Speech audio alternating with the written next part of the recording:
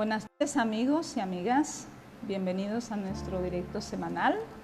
Soy la doctora Marcia Castillo, soy médico neuróloga, especialista en movimientos anormales y en Parkinson. Les doy formalmente bienvenida.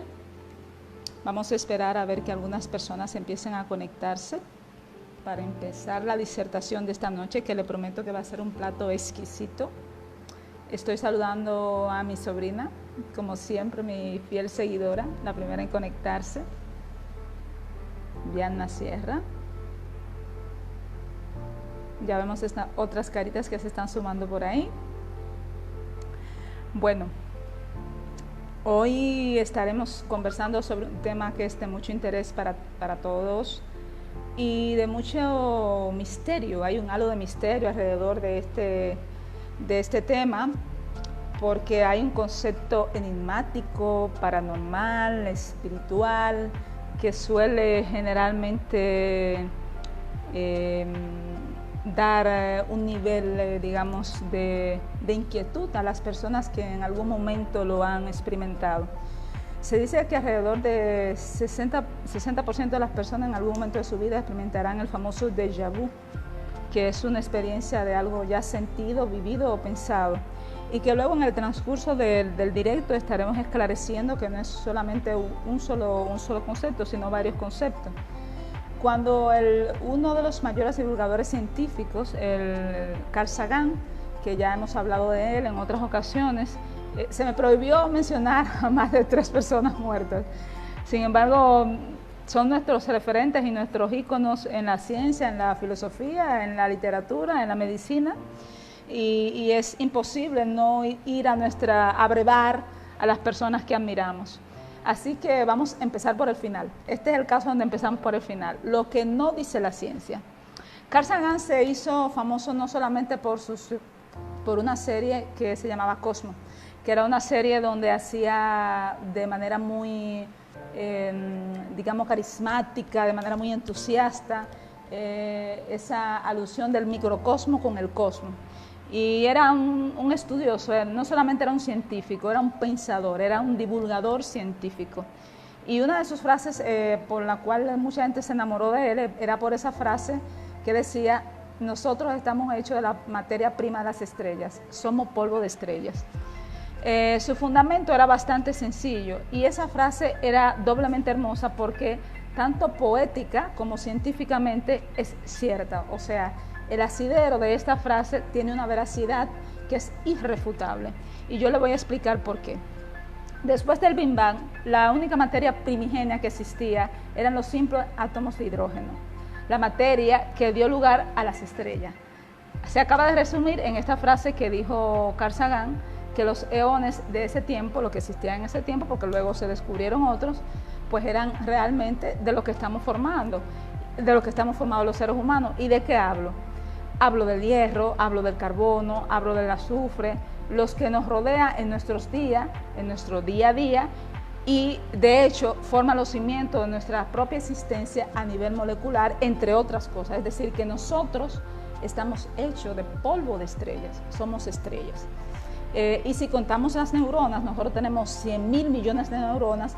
Esa misma cantidad equivale a las células que sería el equivalente a las estrellas de la galaxia, de nuestra galaxia, de la Vía Láctea.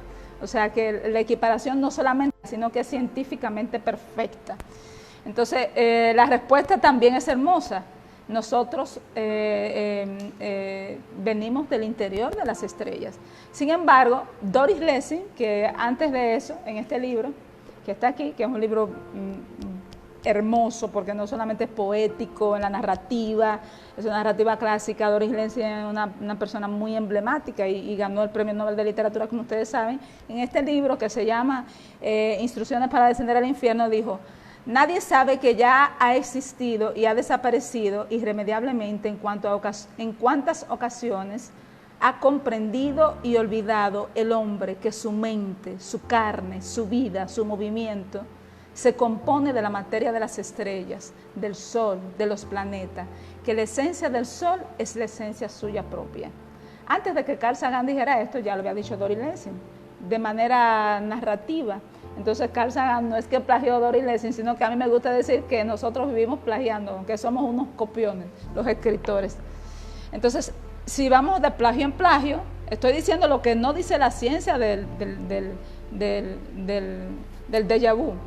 Hay un proverbio hindú que existía antes de las religiones monoteístas, o sea, antes de las religiones judío-cristianas, que decía: sé humilde, pues estás hecho de tierra; sé noble, pues estás hecho de estrellas. Entonces, don Bruno Rosario Candelier, el maestro, dice en su libro La metafísica de la conciencia: el universo, por supuesto, tiene su propia sabiduría, que ha intuido iluminados, poetas, místicos y otros artistas. Los antiguos tibetanos creían que todo cuanto acontece queda dejado, o sea, queda registrado en lo que llamamos los archivos arcanos. Arcanos, lo que es muy antiguo, más antiguo que lo antiguo. Cada imagen, como cada sonido, se enmarca en una vivencia y queda registrada en una memoria individual y colectiva. Además, hay también una memoria arcana, una memoria vicaria y una memoria virtual. El desarrollo de la conciencia permite acceder a esa sabiduría milenaria que proviene de la experiencia humana acumulada en el inconsciente colectivo. O sea, cuando habla de la memoria arcana, está hablando ya de Jung, de Carl Jung. O sea, estamos haciendo esa interconexión. Cuando él habla de la memoria arcana, estamos hablando de los tibetanos. Ese punto de quiebre entre lo que fue la amistad de Freud y Jung, que era el inconsciente personal, el inconsciente colectivo, entre otras cosas, que habla de que todos estamos conectados de manera supraconsciente y de manera inconsciente. Y ya voy a llegar a mi punto. Entonces, el desarrollo de la conciencia permite acceder a esa sabiduría milenaria que proviene de la experiencia humana acumulada en el inconsciente colectivo, como hay una memoria comunitaria con las fuerzas sociales que marcan el comportamiento de los pueblos. Así también hay una memoria metafísica con las fuerzas interiores y apelaciones espirituales que determinan y perfilan el destino de los individuos y los pueblos. Cuando hablamos, ustedes han oído hablar de las fuerzas telus, quiere decir tierra. Cuando nosotros hablamos de energía telúrica, nos hablamos de la energía que nos conecta al ente colectivo. Hablaba de que nosotros nos conectábamos no solamente a través de la genética, sino de una energía que era inconsciente, que no teníamos forma de saber cómo nos conectaba, pero también de manera supraconsciente, con una conciencia colectiva que nos unía. Y ahí viene el misterio, que es lo que le gusta a la gente. Pensar que el déjà vu, pensar que esta experiencia de haber sentido, de haber pensado, de haber percibido, de que algo ya pasó, esta vez es registro de algo que es más allá de lo que sabemos y lo que sentimos. O tal vez la memoria de algo pasado, de una vida pasada. Eso nos enamora pensar, nos enamora creer que tal vez el déjà vu se trata de una experiencia pasada, de la reencarnación, una abuela que está viviendo a través del inconsciente colectivo, aquellos que son psicólogos. Por eso le dije, empecemos por el final, de ese dejado que está en las memorias arcanas. Sin embargo, la ciencia dice que no, que el déjà vu no es más que un truco o un engaño del cerebro. Y existen diferentes teorías que ahora les iré diciendo. Empecemos porque es un error conceptual. O sea, el déjà vu no es un solo concepto, existen tres conceptos. El déjà vu se refiere al déjà vu, o sea, este tipo de déjà vu es aquel que la gente se refiere normalmente. Es esa sensación de que estamos presenciando, diciendo o viendo algo que ya hemos vivido antes. Ese es el formal déjà vu. Pero también está el déjà senti. A diferencia del déjà vu o del déjà vu, este proceso es únicamente un proceso mental. Es algo como que ya lo estás sintiendo, pero no lo estás viendo. Solamente lo sientes, pero no lo estás percibiendo. Está fuera del plano perceptivo. Es decir, no posee ninguna característica cognitiva. No estás viendo nada, solamente lo sientes. Ni suele aludir a la memoria de la persona que lo atraviesa. Además, se podría decir que puede ser una sensación que trae una satisfacción. Y ahí se parece un poco a lo que los Milan Kundera habla de ese famoso saudade, el saudade, esa sensación de que siento que conozco algo que no sé lo que es, pero que sé que lo conozco.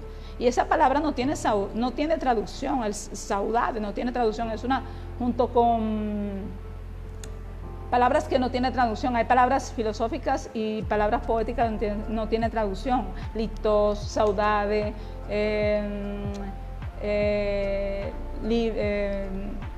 varias palabras que no han tenido traducción, pero que tienen un concepto que todo el mundo lo entiende en cualquier lenguaje que se diga. Se parece un poco en ese sentido. Es ese sentir de que tú sientes algo que es algo que es tuyo, pero no es una sensación desagradable, de que es algo que te ha acompañado y ha estado contigo, y cuando lo sientes tú dices, esto es algo que está conmigo y siempre ha estado conmigo por mucho tiempo en mi memoria, pero no es algo que tenga que ver con algo percibido por los sentidos, sino con la parte tal vez emotiva del ser humano. Está el déjà visité, que es la tercera descripción, se le puede traducir como algo ya visitado. Es decir, este proceso hace referencia a un conocimiento que se tiene sobre algo totalmente nuevo para la persona, que nunca lo ha visto, nunca ha estado ahí, pero siente que ya ha estado. Yo siento que ya he estado aquí, pero no hay una forma racional que en algún momento en tu proceso cronológico de tu vida tú hayas estado ahí, pero tú sientes que has estado. Ese es el déjà visité. Entonces, el déjà vu, el déjà senti y el déjà visité. No es una paramnesia. Anteriormente, el déjà vu se incluía dentro de las paramnesias. Y aquí explico esta diferencia porque es importante. Las paramnesias son una parte de la psiquiatría, o sea, es un concepto más bien psiquiátrico, porque es una alteración cualitativa de la memoria y se caracteriza por la vivencia de un delirio, como un recuerdo. La persona sufre una paramnesia y experimenta falsos recuerdos, o sea, asegura que son verdaderos y que en ocasiones puede suplantar situaciones reales y lo cree. O sea, por ejemplo, ahí hay una nosognosia. En el déjà vu, y ustedes lo saben, cuando ustedes tienen un déjà vu, lo primero es que es breve. Inmediatamente te das cuenta de que siento que esto me ha pasado, ya no puedes coludir con ese recuerdo. O sea, inmediatamente te percatas porque es algo breve, es algo que no dura ni siquiera un minuto, es algo de segundo transitorio. Y si pasa de ahí ya es patológico y luego más adelante diremos cuándo es patológico. Entonces, en este sentido, las paramnesias sí son patológicas, porque en la paramnesia la persona está convencido de que es algo real, inclusive con fabulación, con delirio, discute con el otro de que sí, de que eso pasó y suplanta. Hay recuerdos falsos, que antes incluía los déjà vu dentro de las paramnesias. Realmente las paramnesias se contradice totalmente con la realidad. Sin embargo, en el déjà vu el paciente a veces siente una sensación de premonición. Hay algunas personas que le ponen o lo condimentan con una sensación de paranormalidad. Hay gente que le acreditan un sentido tal vez como sí, exacto, de premonición, de que pueden predecir algo o están vaticinando algo. Sin embargo, básicamente, según la teoría que hemos revisado, que son varias, no es más que un truco del cerebro. Entonces, la primera explicación, el psicólogo Edward Tishner afirmó que esto ocurre cuando la persona percibe una determinada visión antes de que el cerebro sea capaz de finalizar la construcción de la percepción. O sea, esta persona percibe la visión antes de que construya la percepción de la visión. O sea, quiere decir que la percepción se construye antes. El cerebro se antepone a la construcción perceptual de esa visión que está teniendo en circunstancias determinadas. Entonces, el cerebro no es capaz de ubicar en un tiempo esa sensación. O sea, por eso tú dices, me pasó, pero no me acuerdo dónde ni cuándo. Y a veces deja una sensación de desasosiego, de molestia a los que le ha pasado, y le pasa muy frecuentemente. Esto generalmente pasa en los estados tempranos de la vida. A medida que vamos avanzando en la vida va desapareciendo y va siendo menos, porque esto se relaciona mucho también con la reserva cognitiva de la persona. Por eso los envejecientes casi no tienen mucho déjà vu. Y aquí también el fenómeno de déjà vu explican otros neurocientistas que es en realidad un proceso de fact-checking, o sea, como si fuera un registrado rápido en base a ver si es un recuerdo real o un recuerdo falso. se envía una señal, generalmente al hipocampo, para chequear si es como si fuera un error o una contradicción entre lo que tú estás percibiendo y lo que tú estás almacenando. Esa teoría me parece muy interesante y esta es más interesante todavía. Esta teoría fue comprobada en Oxford. Ellos dicen que es un problema técnico del cerebro, como una especie de anomalía de la memoria, en donde los hechos que están sucediendo se almacenan directamente en la memoria, en la memoria de largo plazo. En vez de almacenarse en la memoria a corto plazo, se almacenan en la memoria a largo plazo, y entonces, en vez de ser de la memoria inmediata, entonces hay una impresión de que el hecho ya pasó. O sea, me explico mejor. Generalmente nosotros almacenamos primeramente en la memoria inmediata. De eso pasa, como en una computadora, a una memoria remota. Pero ¿qué pasa? Ese recuerdo a veces se almacena erróneamente, como si fuera una especie de problema técnico, en una memoria remota. Entonces ese recuerdo está ahí, pero todavía no se ha creado. Y te manda una información a tu parte precognitiva de que ese recuerdo está ahí, pero realmente ese recuerdo todavía no se ha formado. Por eso dicen que es un error técnico del cerebro. También está el doble procesamiento, que es otra teoría interesante y que me gustaría que también le pongamos atención. La idea central es la afirmación de que el déjà vu resulta como el proceso del resultado de dos procesos cognitivos paralelos que se sincronizan, y la sincronización se pierde momentáneamente. Entonces, en esta asincronía o disincronía, puede que sea debida a la ausencia de un proceso cuando el otro se activa. O sea, que el cerebro está codificando la información en vez de estar recuperándola. O sea, en vez de estarla codificando, la está recuperando. Por eso se llama el proceso de doble procesamiento. Él debería estarla codificándola, pero está recuperándola. Entonces, por eso piensa, esto ya lo viví, porque en vez de estarla almacenando en ese momento, ya la está recuperando, pero todavía no la ha codificado. Y por eso, la mayoría de las personas, cuando piensan y se dan cuenta, ya crean el contenido cognitivo de que están en un proceso de déjà vu, ya no pueden pasar de ahí. O sea, no pueden adelantar en el proceso de entendimiento del déjà vu. Otra teoría, que es la teoría del solapamiento, que también es interesante, que es una teoría amnésica. La doctora Anne McClure dice, o emitió esta teoría en el 2008, las bases neurales subyacentes del déjà vu. Ella postula que el fenómeno se produce como un mecanismo metacognitivo normal cuando una experiencia paciente, por ejemplo, pasa por una calle que se parece a esa calle y tu cerebro no pone atención. Entonces, cuando vuelves y pasas por una calle que se parece a esa calle, la interpreta como que es la misma calle. Entonces, esa es la teoría como de un overlap.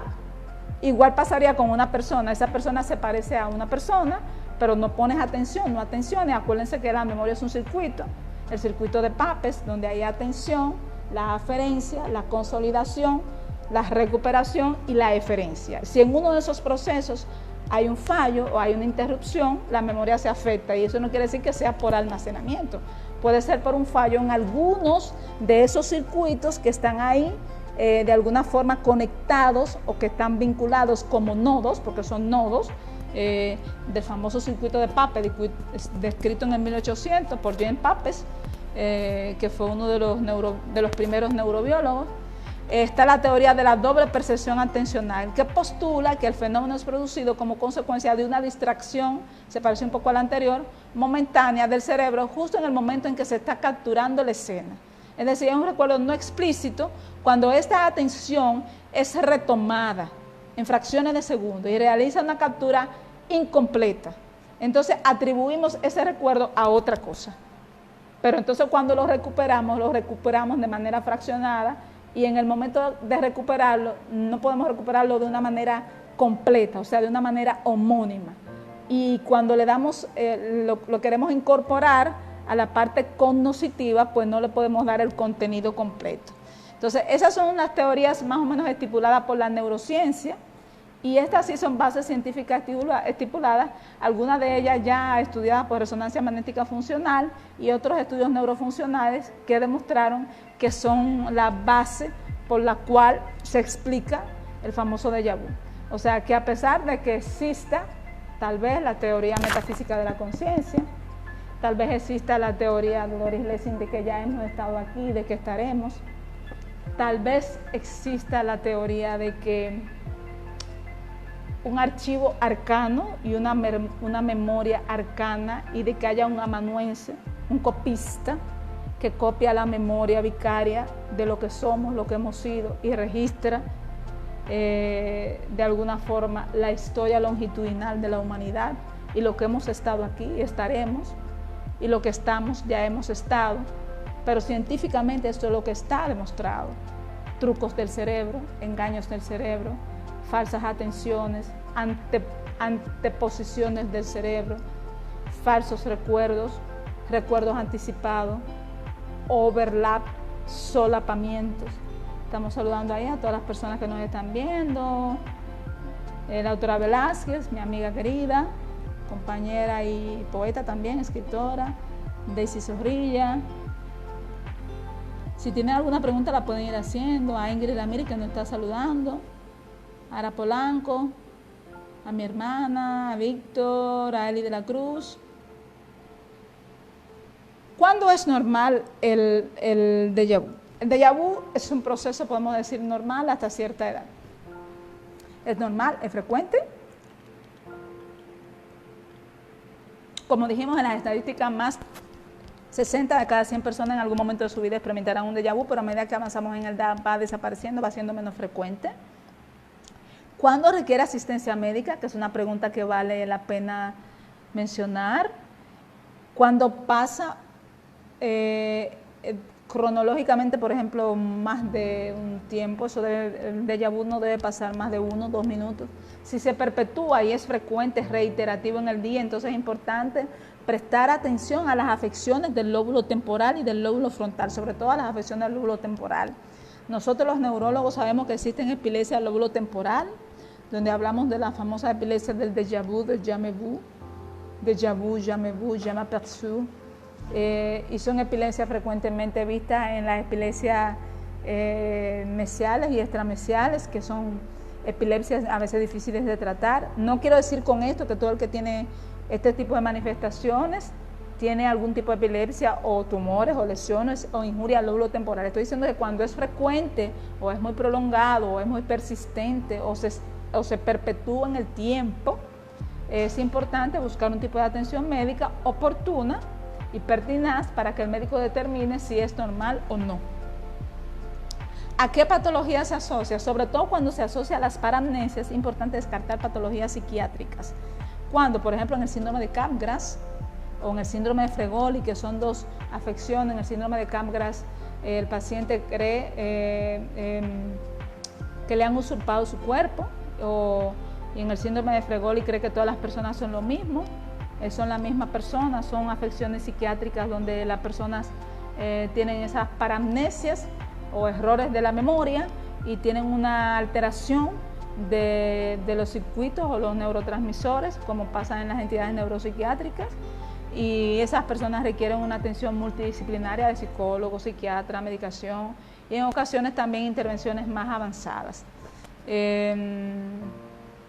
Necesitamos poner atención, sobre todo cuando es persistente, cuando es frecuente, cuando es prolongado, y entender que en las ciencias médicas nada es estático, todo es dinámico. Un hombre no baja 2 veces al mismo río, o cambia el hombre, cambia el río.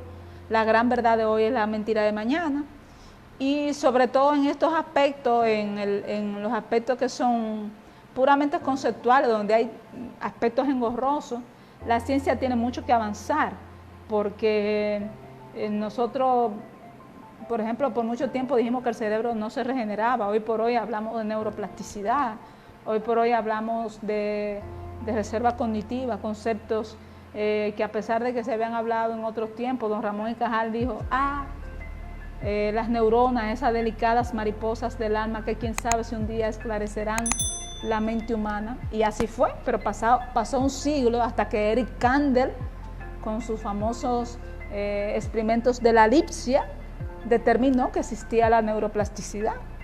Él lo planteó en postulados, pero pasó un siglo de Nobel a Nobel en ciencias para que esto se pudiera determinar. O sea que a pesar de que la ciencia camina a pasos agigantados en un sentido, en investigación a veces pasan años para que se pueda adelantar. Entonces, ya para finalizar, el sueño de Pao Yu. Pao Yu soñó que estaba en un jardín idéntico al de su casa. ¿Será posible, dijo, que haya un jardín idéntico al mío? Se le acercaron unas doncellas. Pao Yu se dijo, atónito, ¿alguien tendrá doncellas iguales a Xi Yen y a Pierre? ¿A todas las de la casa, unas doncellas tan hermosas?, exclamó. Ahí estás, Pao Yu. ¿Cómo habrás llegado hasta aquí? Pao Yu pensó que lo habían reconocido, se adelantó y les dijo, estaba encaminado, por casualidad llegué hasta aquí. Caminemos un poco. Las doncellas se rieron. ¡Qué desatino! Te confundimos con Pao Yu, nuestro amo, pero no eres tan gallardo como él. Eran doncellas de otro Pao Yu. Queridas hermanas, le dijo, yo soy Pao Yu. ¿Quién es vuestro amo? Es Pao Yu, le contestaron. Sus padres le dieron ese nombre que está compuesto de 2 caracteres, Pao, precioso, Yu, jade, para que su vida fuera larga y feliz. ¿Quién eres tú para adjudicarte su nombre, para usurparlo? Y se fueron riéndose. Pao Yu quedó abatido. Nunca me ha tratado tan mal.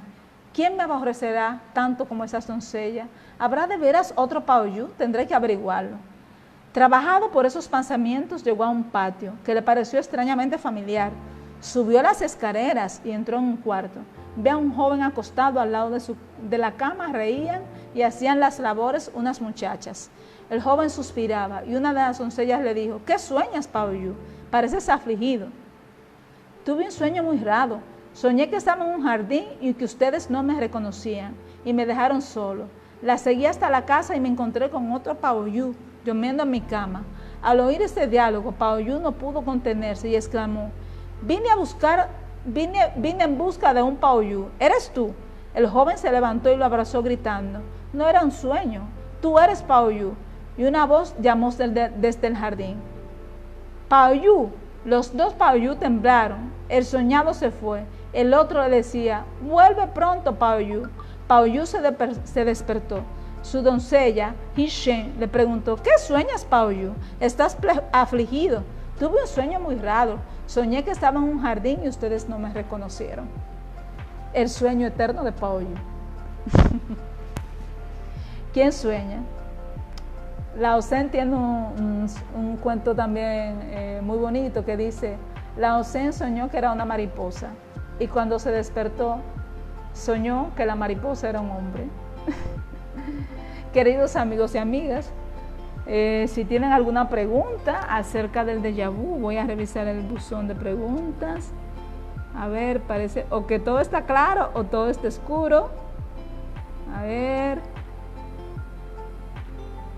Me dijeron que no hablara de gente muerta y hablé de 4 personas muertas. Parece que la gente muerta no es muy interesante. Para mí sí. Por lo menos la gente muerta que ha dejado un legado y que ha sido una impronta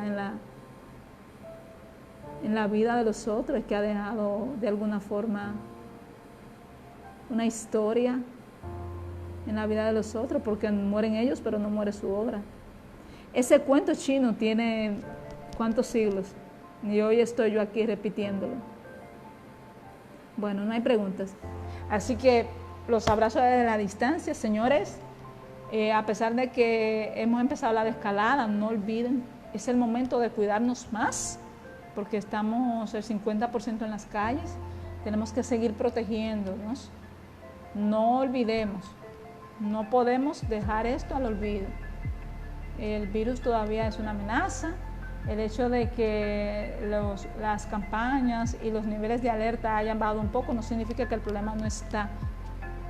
Que no pase como pasó en la peste del 18, que faltaron tumbas. No quiero dejarlo con un mensaje fatalista, pero sí quiero dejarlo un mensaje en la conciencia. Somos responsables de cuidar unos a otros. Me enteré recientemente que una joven No estoy autorizada para hablar de esto, pero sí estoy autorizada para hablar de que debemos ser salvaguarda de las personas que amamos. Una joven estudiante terminó